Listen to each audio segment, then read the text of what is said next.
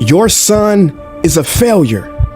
He's barely passing my class, and with grades like this, I'm just not sure what kind of future he's gonna have.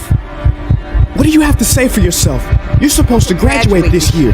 Listen to Mr. Johnson. What kind of future do you think you're going to have? With all due respect, don't call me a failure. Failure is an event, not a person, in fact. And you talk about the future, Mr. Johnson, but you're not preparing us for that. Excuse me?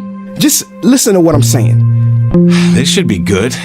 Would you agree that in the future, most careers will become automated? Yeah, so?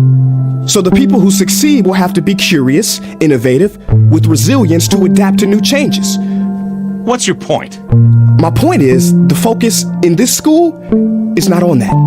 It is on regurgitating information and test taking, and that's just real. But in today's world, creativity is the most important leadership skill. Oh, that's how you feel. You don't have to believe me, but maybe you will believe the 1,500 executives who recently said creativity is the most important leadership skill. See, pretty soon, no one will be hired because of what they know. Because who cares what you know or if you've memorized a fact? We've got Google and Siri for that.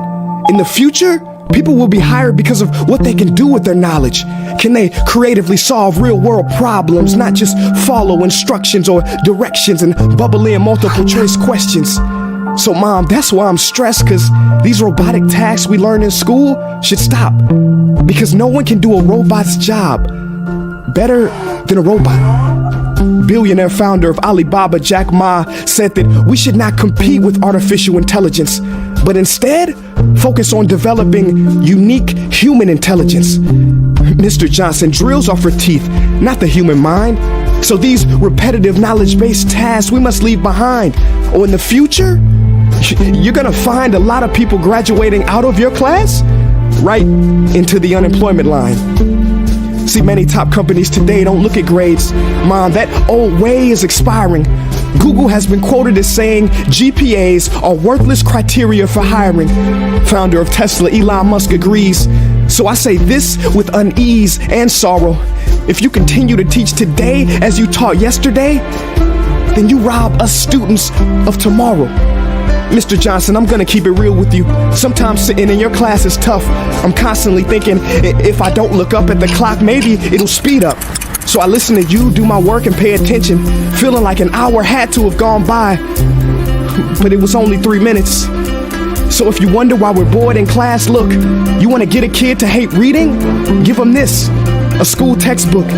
And some people think it's our fault, and that hurts me. They say you can lead a horse to water, but you can't make him drink. And to that I say no. Firstly, you can put salt in that horse's hay and make him thirsty. And if you bring joy in your classroom, you can make any bad student nerdy, as he or she discovers the beauty of truly learning. Mr. Johnson, I mean no disrespect. You have the most important job on this planet. You build, create, and save lives.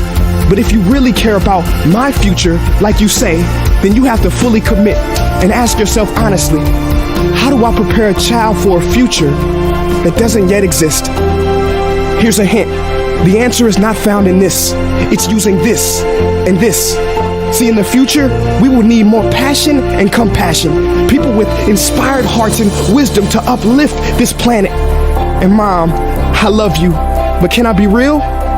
Go ahead. You want to know one of the biggest factors for childhood success? It's not IQ. It's family meals. And we haven't had one of those in a while. See, I know sometimes you don't feel proud, because I may not be a straight A student, but I'm not stupid. These tests may be 70% of my grade, but they're 0% of my future. But don't worry, I'll pass this class and get through this. But I need you to give me the space I need to be me and live true. Because the best feeling in the world is that your own parents get you. There's a passage in a book called The Prophet by Khalil Gibran. And if you don't mind, I'd love to share it with you. Go ahead. See, he says, your children are not your children. They are the sons and daughters of life longing for itself. They come through you, but not from you. And though they are with you, they do not belong to you. You may give them your love, but not your thoughts, for they have their own thoughts. You may house their bodies, but not their souls, for their souls dwell in the house of tomorrow. So, Mom, I'd appreciate it if you give me the love that I need to pursue my dreams. See, if we are to succeed, all three of us need behavior change on all fronts. We talk about the future, but the future is now, and it is created now by all of us. I've never heard you speak like that before. Yeah, I didn't know. But I'm gonna reach out to administration and try to change some things.